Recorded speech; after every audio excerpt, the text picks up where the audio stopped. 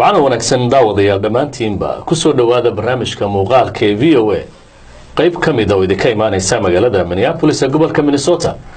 waxa barnaamijka maanta marti igu ah Asli Xasan Cabaade oo gabadhii ugu horeysay ee Soomaaliya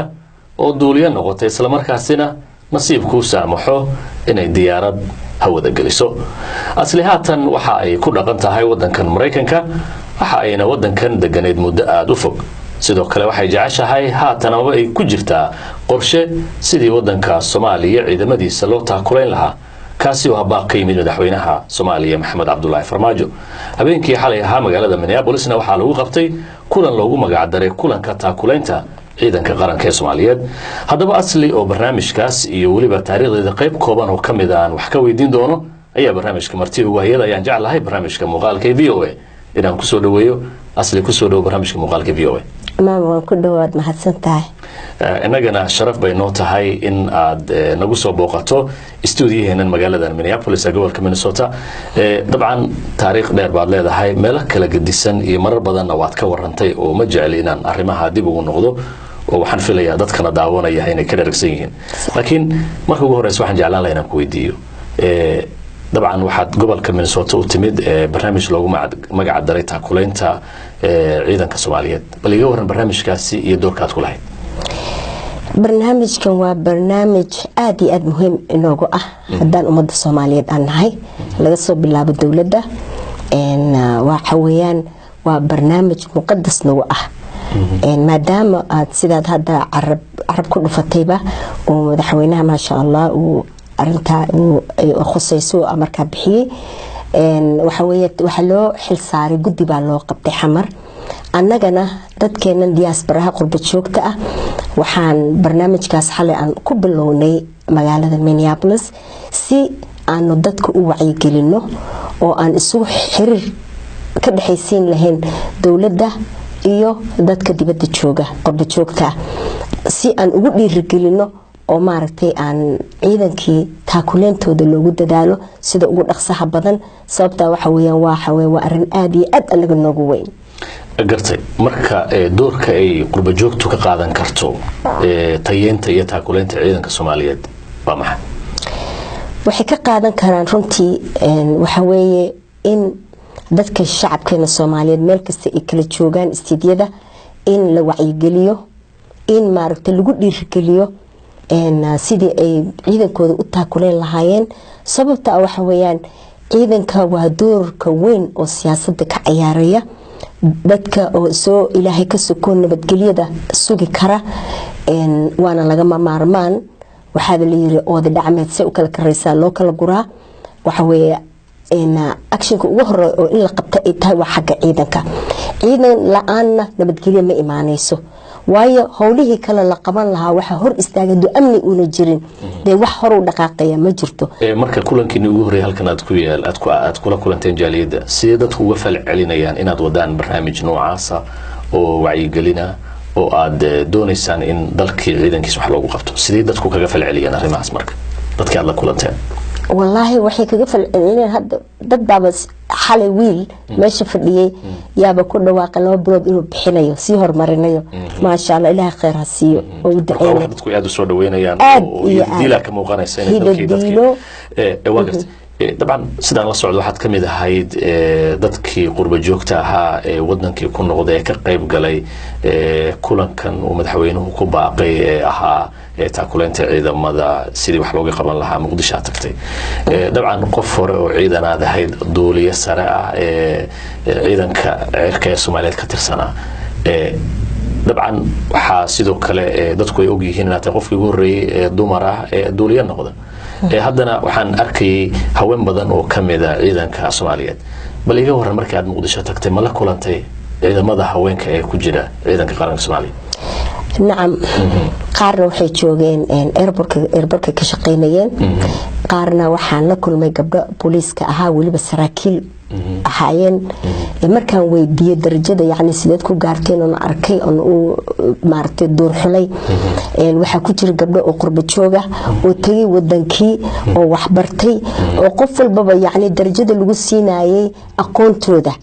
waayo darajada waxa weeye aqoon leh hadduu qofkii master degree uu haysto iyo hadduu maartay bachelor haysto waxa way xidigle iyo laba xidigle kala noqonayaan marka saraakiishiisaasi ku soo galeen markaan weydiiyey oo aan u dul xulan inay maxaa idinku kalifay yani inaad ciidan siiba haweenkii xaasaska caruurta lahayo seegeedii guriga joogay oo haddana sarkaaladu wadana shaqeynayso ordaysa maxaa idinku kalifay inaad ciidanka ka mid noqotaan waxay yiraahdeen waxaan u kalifay arrin aad iyo aad ugu farxay si aan uga maarano ajaanibka wadankeena jooga ciidamada inaan ka maarano oo anaga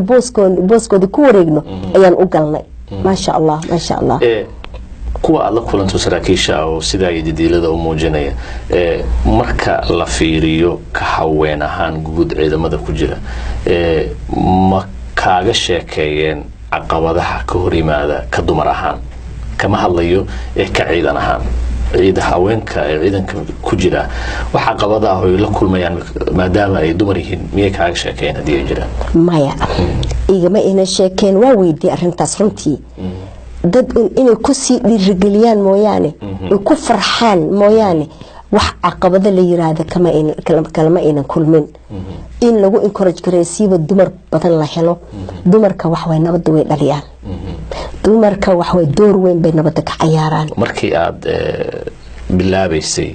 duuliyanimadan ama aad baranaysay inaad duuliyo noqoto ama hamigaasi uu ku galay wax adiga shakhsiyan ka yimid bay ahayd oo ka go'ay adiga mase dhiirigelin reerkaaga iyo cidaada ka timid oo ku dhiirigelisay bay noqotay sababtan ku weydiinay waxay tahay si hadii qofka hadda midna haday timaado qorshaha in dumarka la tababaro yaa loo baahan yahay cidee la helaa oo kale si loo fahmo marka waarin horta ana iga timid ilaahana talada saartay waxaana laakiin fursad waxaan u helay waxaan deganeen xerada abiyadsiyone taliska ciidanka cirka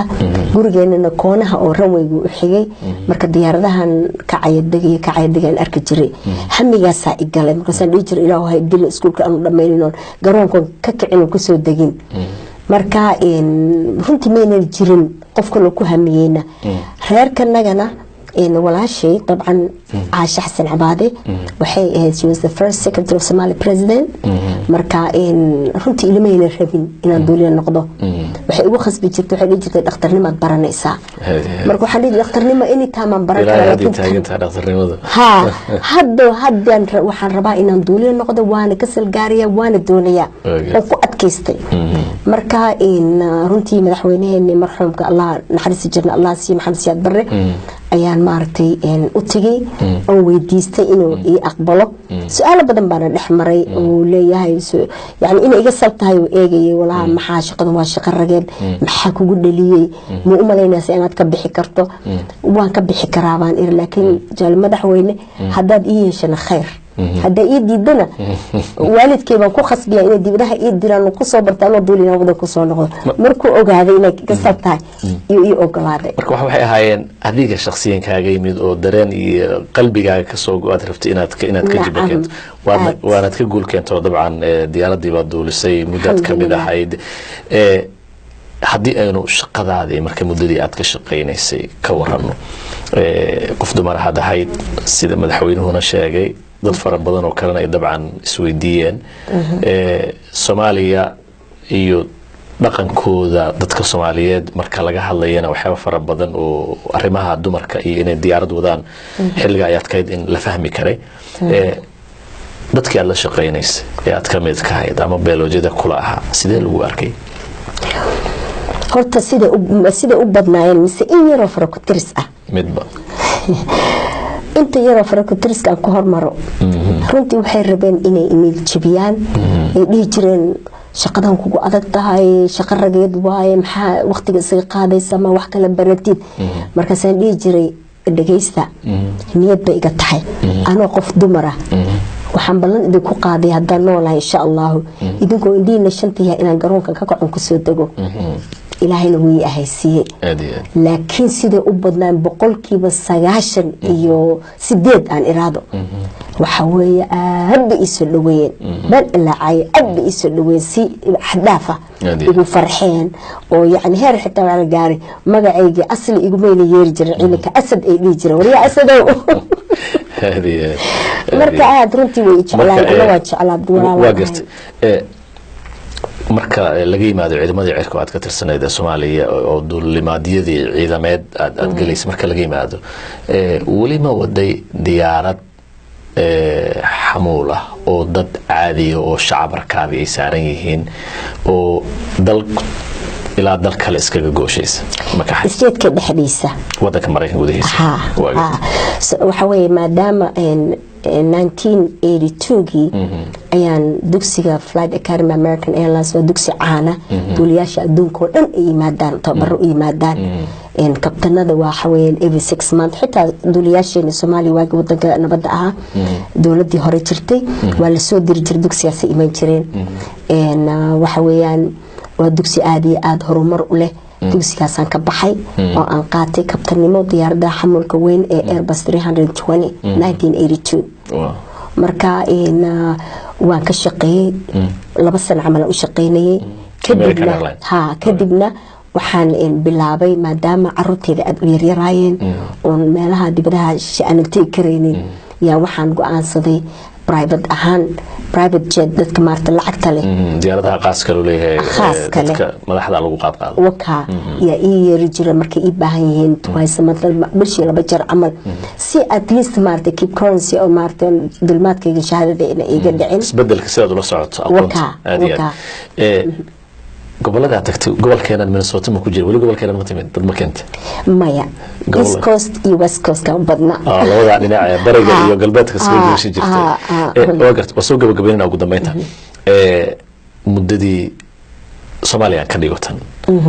intii aad ciidamadii cirka ee Soomaaliya ku jirtay duulimaadka ahayd su'aashan laba dhinac bay leedahay maxaa kugu farxad badnaa ee ku soo maray maxaa kugu naxtin badnaa ee ku soo maray waxa iigu farxad badnaa maadaama ciidankeena cirka in wax dumar ayna lahayn maalintii iigu horeysay 1976kii oo solo la isii daayay oo keligay aniga ilaahay unan ahayn oo hawada heexaabaay Muqdisho farxad iiga weyneed ma jirin kelmadii iigu horeysay markaan take off ka sameeyay waxa alxamdulillah rabbil caalamiin baada maadaama islaan aan nahay farxadaas ay iigu horeysay ta iigu naxdinta badneed wuxuu ahaa burburkii markaan arkay diyaaradaheeni xitaa hadda YouTube-yada waa ku jiraan website-yada waa ku jiraan ayagoo dayacan meelaha lagu baabi'iyay calool xumo wan ooyde anada markaan arko ilinta way soo dhaaftaa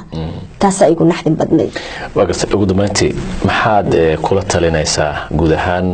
ummadda Soomaaliyeed khaasatan haweenka Soomaaliyeed ee doonaya in ay noqdaan pilot sidaadoo kale duuliyaal ay noqdaan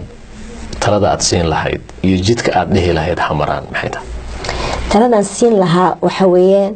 inay dadaalaan waxbarashada marka hore ku dadaalaan waa inay xisaabta ku wanaagsan yihiin maadada xisaabta physics-ka iyo astronomy-ga inay aad dhinacaas xooga saaraan waayo way khusaysaa markaad grand schoolka wax baranaysid way khusaysaa inay caafimaadkoodana ay aad u fiican yahay ay sportiiva yihiin dad maartay adagoo أنا باسكتبول كان يجري بالبول كان تنس كان يجري يا ها وكاس المنت حبل بايتم كود اللي بيسيه هاي هذا وحال إرادة أصلي ده هذا أم أكيد مكاسا إرادة اسمه military background لكن الحمد لله يا حق الدينته بمور أد إلهي كحرمته سبحانه وتعالى وحن هو إن هذا جبوبين مركا وحن كو encourage كرين لها إن الحوجة ما دين كاس إيساران oo ay niyad u hayaan waqtigaas ka luminina baan leeyahay hadina niyad u helo dad dhahay duulima noqotaan ma noqon kartaan waa inay idinka idinka timaada innamal a'malu binniyat rasuulka sallallahu alayhi wasallam marka waxa waa inay niyadiina ay ka timaada hada doonaysan inaad duuli waana noqon kartaan waana huba sida anigaba u noqday iyo ka daran ka wanaagsan ba waad noqon kartaan dadaalan idin leeyahay inala soo xiriira waa dadka raadinaya dumarka raadinaya xalay baan mayran ku arka shirka ay joogtay oo hadda bilow ah mayran waa gabar Soomaaliyeed oo magaaladan ku barata sida diyaaradaha yar bilowda waa bilow way hadda marka waxaan ku ku u ballan qaaday hadday iman karto Charles Oyso DFW airport Dallas Fort Worth airport ha igu timaado Texas maadaama aan instructor aan ahay in commercial pilot ayno aan ka soo saari kara aslaad baad mahadsantahay adaa mudan walaal aad bay umahadsan tahay taasi waxay ahayd Asli Xasan Cabaade oo ah gabadhii ugu horeysay oo Soomaali ah oo diyaarad wada isla markaasina haatan ku dhaqan wadankan Mareykanka qaybna ka ah barnaamij la doonayo in lagu taakuleeyo ciidanka Soomaaliya dhageystayaal inta aynu barnaamijkan lamida mar kale dib u kulmi doono waa Maxamuud Mascad oo idila sida iyo nabadgelyo